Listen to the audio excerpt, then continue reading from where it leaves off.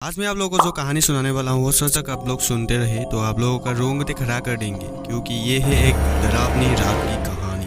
ये कहानी है एक डरावनी रात की। किसी गांव में बंटी नाम का एक लड़का रहता था। वो परीक्षा देने के लिए गुजरात जा रहा था। ठंडी का दिन था, चारों तरफ से कोहरा छाया हुआ था, आमने सामने भी कोई नहीं दिख रहा था। पूरे 15 घंटे के बाद वह गुजरात पहुँच गया था। परीक्षा अगले दिन थी, इसीलिए वो एक होटल में रहने के लिए सोचा। रात हो गई थी और कहीं भी उसे उसके बजट में सस्ता होटल नहीं मिल रहा था। काफ़ी ढूंढने के बाद एक सस्ता होटल मिला। वो उस होटल में एक कमरा बुक करवाया और जब वो कमरे में गया तो देखा कि कमरे के चारों तरफ जाले लगे हुए थे। ऐसा लग रहा था कि यह कमरा काफ़ी सालों से बंद पड़ा था और कमरे के अंदर का माहौल एकदम डरावना और सुनसान लग रहा था। लेकिन उसने ये सब नज़रअंदाज कर दिया और होटल से खाना मंगवाया और खा पी कर सोने चला गया। जब वो सो रहा था तो लगभग रात के 1 बजे के करीब उसे किसी की पायल की घुंघरू की आवाज़ सुनाई दी। ये तुरंत नींद से उठ गया और इसे खिड़की के पास गया, ये पता करने के लिए कि इतनी रात को किसकी पायल की आवाज़ सुनाई दे रही है और इस सुनसान रास्ते में कौन आधी रात को घूम रहा है। क्योंकि वहाँ होटल में बंटी और मैनेजर के अलावा कोई नहीं था, तो ये फिर किस औरत की पायल की आवाज़ सुनाई दे रही है। बंटी खिड़की पर काफ़ी देर तक खड़ा रहा, लेकिन उसे कोई भी नहीं दिखाई दिया। फिर उसने अपने कमरे से मैनेजर को फ़ोन किया और उसे बताया कि मुझे इतनी रात को कब से किसी की पायल की आवाज़ सुनाई दे रही है। आपको भी दे रही है क्या? मैनेजर ने कहा कि ऐसी कोई बात नहीं है, आपको हवा से ऐसा लग रहा होगा। वैसे भी ये जंगली इलाका है, यहाँ पर तो हल्की हवा भी तूफान के जैसी लगती है। आप सो जाइए, ऐसी कोई बात नहीं है। बंटी मैनेजर के बात को भरोसा करके फिर से सोने चला गया। कुछ देर बाद उसे दोबारा वही पायल की आवाज़ पहले से भी ज़्यादा तेज सुनाई देने लगी। इस बार उसने अपने कमरे के दरवाज़ा खोला और सीधा होटल के बाहर देखने के लिए चला गया। जब वो बाहर आया तो देखा कि एक काफ़ी लंबी औरत है जो सफ़ेद साड़ी पहनी हुई थी। उसके काफ़ी लंबे बाल थे और चेहरा ढका हुआ था।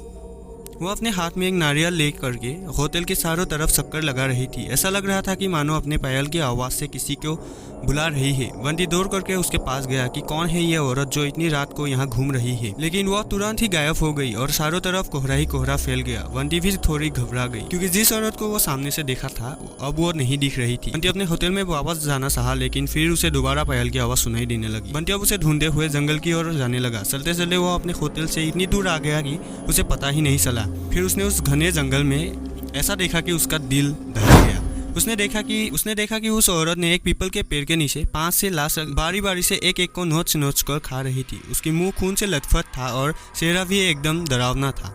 बंटी जब ये सब देखा तो उसके पाँव तले जमीन खिसक गई। ये सब नज़ारा देखते ही उसे डर के साथ साथ रोना भी आने लगा कि वह सुरेल अब मुझे भी मार देगी, क्योंकि अपने पायल की आवाज़ से यहाँ तक तो मुझे लेकर आई है। लेकिन उसने हिम्मत से काम लिया और हनुमान चालीसा पढ़ते पढ़ते धीरे धीरे वहाँ से भागने की कोशिश की। लेकिन भूत तो भूत होते हैं। बंटी जैसे ही वहाँ से भागने की कोशिश की, वह सुरेल अचानक उसके सामने आ गई और उसे इशारों पर अपने अड्डे पर ले जाने लगी, जहाँ पर उसने लाशें रखी थी। बंटी हनुमान जी जाप करके इतनी तेज़ी से वहाँ से भागा कि मानो जैसे उसके अंदर किसी की शक्ति आ गई हो। भागते भागते सीधा वह अपने होटल वापस आ गया। वहाँ थोड़ा देर रुका तो उसे एक आदमी दिखाई दिया। उसे देखकर ऐसा लग रहा था कि वो यह अच्छा आदमी है। वह बंटी के पास आकर बोला, अरे भाई, क्या हुआ तुम्हें? इतना डरे हुए क्यों हो? बंटी ने सारा किस्सा उस आदमी को सुनाया तो उसने बताया कि भाई, तुम बहुत हिम्मत वाले हो कि आज तुम बच गए। वो भूत किसी को भी नहीं छोड़ी और तुम इस होटल में क्या कर रहे हो? इसको तो बंद हुए काफ़ी साल हो गए। बंटी जब उस आदमी का इतना बात सुना तो उसका डर कर मारे पसीने निकल गए। फिर वो आदमी बताने लगा कि इस होटल में बहुत साल पहले एक लड़की के साथ 4-5 लड़के उसका भयानक तरीके से रेप करके मार दिए गए। लड़की तो मर गई, लेकिन किसी को भी नहीं छोड़ी। और जो भी रात के समय इस रास्ते से गुजरता है सबको अपने कब्जे में कर लेती है और मार देती है। और कुछ दिन बाद इस होटल पर पुलिस का छापा पड़ा, तो तब से ये होटल बंद है।